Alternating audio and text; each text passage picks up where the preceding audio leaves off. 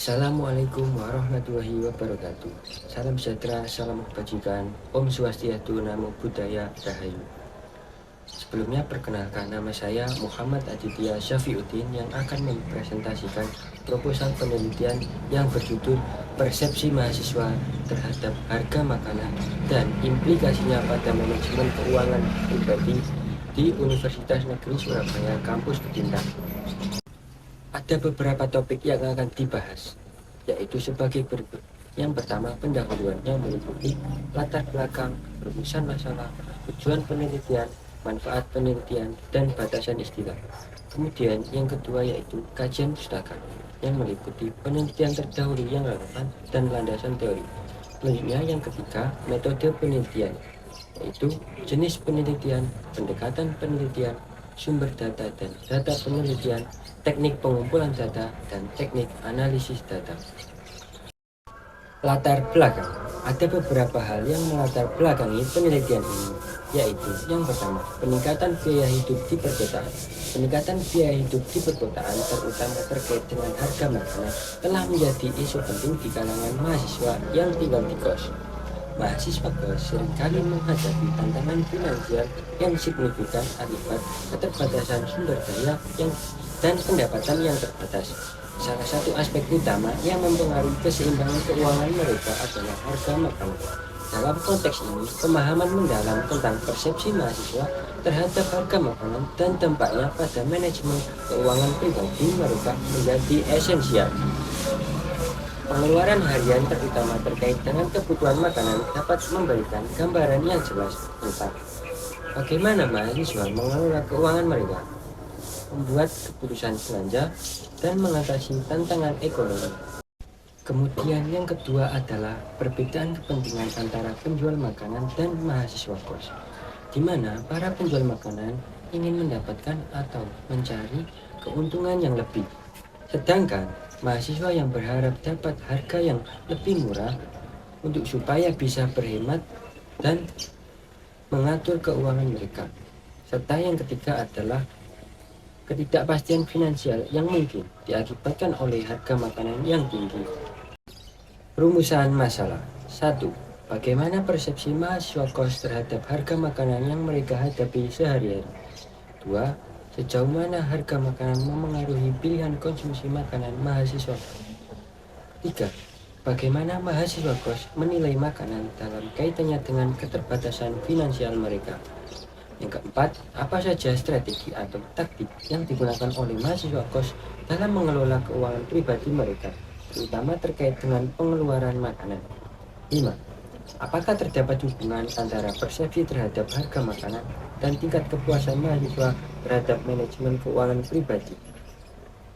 Yang terakhir, keenam, bagaimana dampak persepsi terhadap harga makanan pada aspek sosial dan akademik mahasiswa kos? Next. Kemudian tujuan penelitian. Yang pertama, untuk mengidentifikasi dan menganalisis persepsi mahasiswa kos terhadap harga makanan. Yang kedua, untuk menilai pengaruh harga makanan terhadap pilihan konsumsi mahasiswa kos. Yang ketiga, untuk mengidentifikasi harga makanan yang berkaitan dengan keterbatasan finansial mereka. Yang keempat, untuk menganalisis strategi manajemen keuangan pribadi yang digunakan oleh mahasiswa kos terkait dengan harga makanan.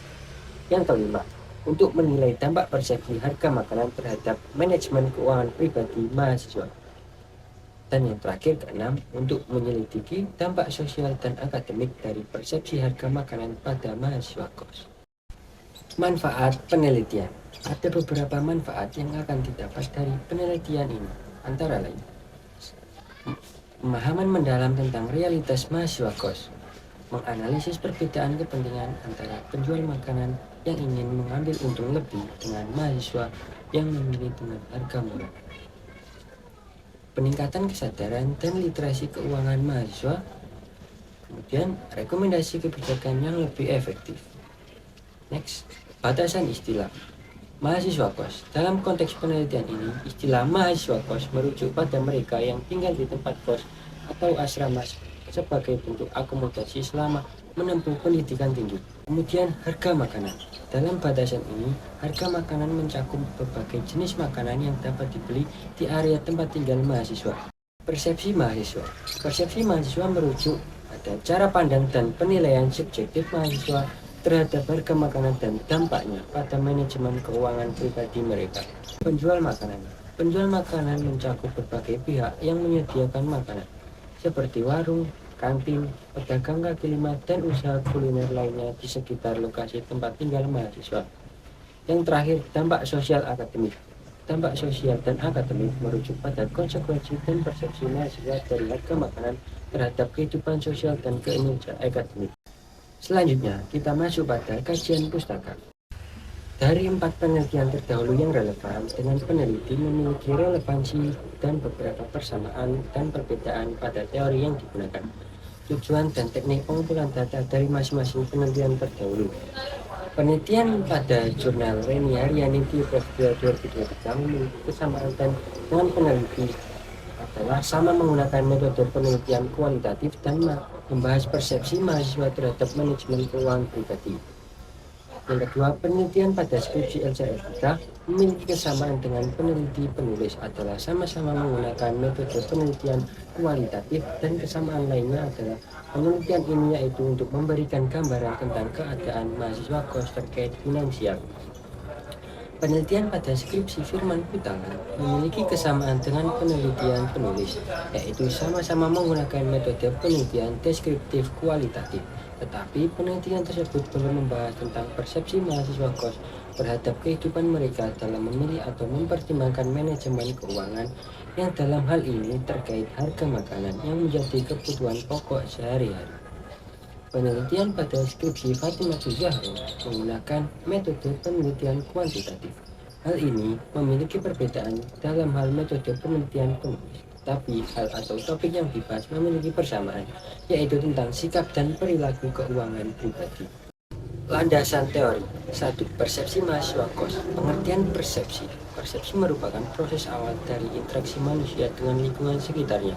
Melalui persepsi, manusia menerima informasi dari dunia luar untuk kemudian dimasukkan dan diolah dalam sistem pengolahan informasi dalam otak. Persepsi pada hakikatnya adalah proses kognitif yang dialami oleh setiap orang di dalam memahami informasi tentang lingkungan, baik melalui penglihatan, pendengaran, penerimaan, dan penghayatan perasaan. Mahasiswa kos merujuk pada mahasiswa yang memilih untuk tinggal di luar lingkungan keluarga atau asrama kampus dan memilih tempat tinggal di rumah atau kos atau apartemen. Keputusan ini seringkali diambil sebagai bagian dari proses mandiri dan penyesuaian diri terhadap kehidupan perkuliahan yang lebih mandiri. Harga makanan.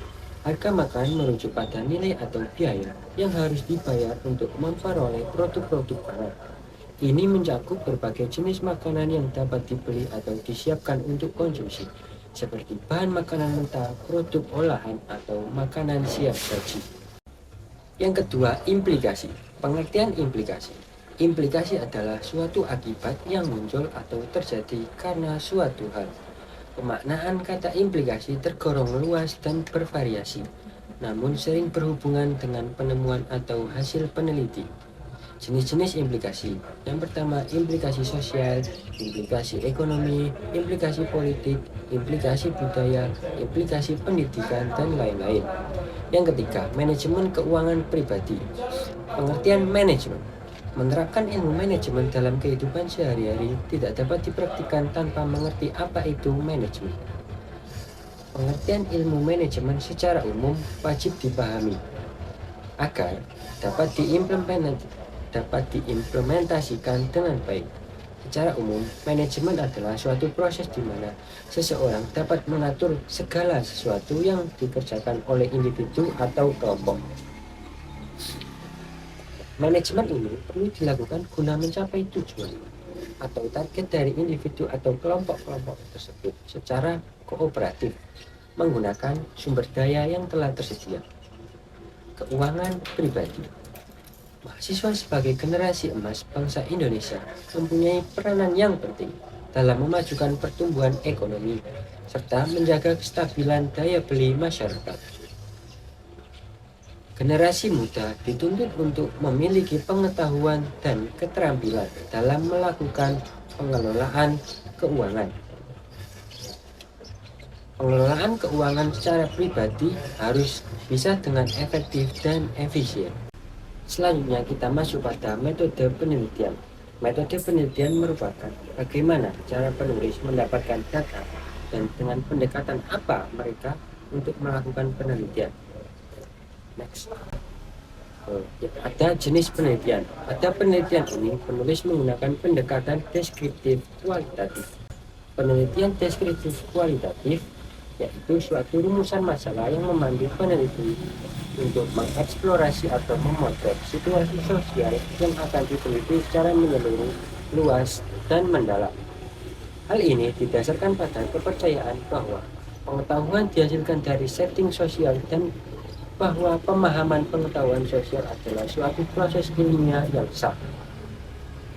Pendekatan kualitatif ini bertujuan untuk mendapatkan informasi lengkap tentang persepsi mahasiswa kos terhadap harga makanan dan implikasinya pada manajemen keuangan pribadi di Universitas Negeri Surabaya Kampus Ketinta. Pendekatan kualitatif adalah pendekatan yang bermaksud untuk memahami fenomena tentang apa yang dialami oleh subjek peneliti, misalnya perilaku, persepsi, minat, motivasi, tindakan dengan cara deskripsi dalam bentuk kata-kata dan bahasa. Selanjutnya ada pendekatan penelitian. Ditinjau dari jenis datanya, pendekatan penelitian yang digunakan dalam penelitian ini adalah pendekatan kualitatif. Sumber data dalam penelitian ini diklasifikasikan menjadi 3 bagian. A. Orang atau person, yaitu sumber data yang bisa memberikan data yang berupa jawaban lisan melalui wawancara atau jawaban tertulis melalui angket. Yang termasuk dalam sumber data ini adalah mahasiswa kos yang berada di kampus Ketinta. B. Tempat atau place, yaitu sumber data yang menyajikan darinya dapat diperoleh gambaran tentang situasi kondisi yang berlangsung berkaitan dengan masalah yang dibahas.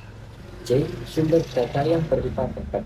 Data diperoleh melalui dokumen yang berupa catatan-catatan atau arsip-arsip yang dapat memberikan informasi mengenai hal-hal yang berkaitan dengan penelitian. 1. Observasi. Observasi adalah dasar dari semua ilmu pengetahuan. Para ilmuwan hanya dapat bekerja berdasarkan data dan fakta, yaitu fakta mengenai dunia kenyataan yang diperoleh melalui observasi. Melalui observasi, peneliti dapat mengetahui keadaan dan situasi yang sedang dialami oleh objek yang diteliti. 2. Wawancara. Wawancara diharapkan peneliti dapat mengetahui hal-hal yang lebih mendalam tentang partisipan dalam menginterpretasikan situasi dan fenomena yang terjadi, di mana hal ini tidak bisa ditemukan melalui observasi. Wawancara atau interview merupakan alat pengumpul informasi dengan cara mengajukan sejumlah pertanyaan secara lisan untuk dijawab secara lisan pula. Yang ketiga, kuesioner. Kuesioner adalah atau angket yang digunakan dalam penelitian ini adalah jenis kuesioner tertulis terbuka, di mana responden memberikan pendapatnya terkait fenomena yang terjadi. Instrumen pengumpulan data dalam penelitian ini menggunakan kuesioner, yaitu daftar pernyataan yang disusun secara tertulis yang bertujuan untuk memperoleh data-data berupa jawaban-jawaban para responden. Next. Teknik analisis data. Analisis data penelitian ini, penulis mengungkapkan analisis data induktif, yaitu proses menganalisis yang berangkat dari fakta-fakta khusus, yang kemudian ditarik generalisasi yang bersifat umum. Adapun proses analisis data yang dilakukan atau mengadopsi dan mengembangkan pola interaktif yang dikembangkan melalui Mills and Huberman, yaitu 1. Reduksi data. Mereduksi berarti merangkum, memilih hal-hal pokok, memfokuskan pada hal-hal yang penting, dicari tema dan polanya. Yang kedua, penyajian data. Penyajian data merupakan proses penyusunan informasi secara sistematis dalam rangka memperoleh kesimpulan sebagai temuan penelitian. Di dalam penelitian ini, data yang didapat berupa kalimat atau kata-kata yang berhubungan dengan fokus penelitian, sehingga sajian data merupakan sekumpulan informasi yang tersusun secara sistematis yang memberikan kemungkinan untuk ditarik kesimpulan. Yang ketiga, verifikasi atau penarikan kesimpulan. Pada saat kegiatan analisis data yang berlangsung secara terus-menerus selesai dikerjakan, baik yang berlangsung di lapangan maupun setelah selesai dilakukan, langkah selanjutnya adalah verifikasi atau penarikan kesimpulan. Untuk mengarah pada hasil kesimpulan ini, tentunya berdasarkan dari hasil analisis data baik berasal dari catatan lapangan observasi, wawancara, maupun kuesioner.